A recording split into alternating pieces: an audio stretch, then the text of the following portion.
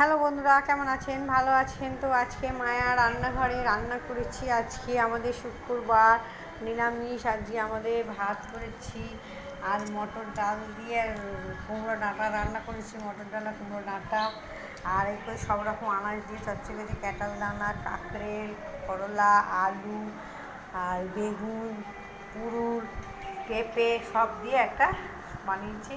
আর চিচিঙি আলু ভাজা এই করেছি। এই তোমার দাদাকে চচ্চড়ি দিই পাতে ভাত।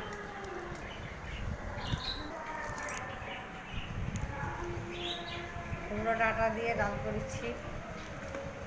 একটু মশলা ফসলা দিয়ে রাখো তো কিরম হয়েছে।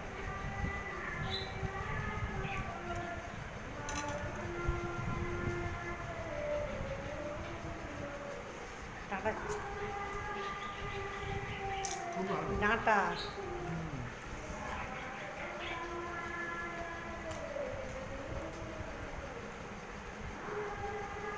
ভালো হয়েছে,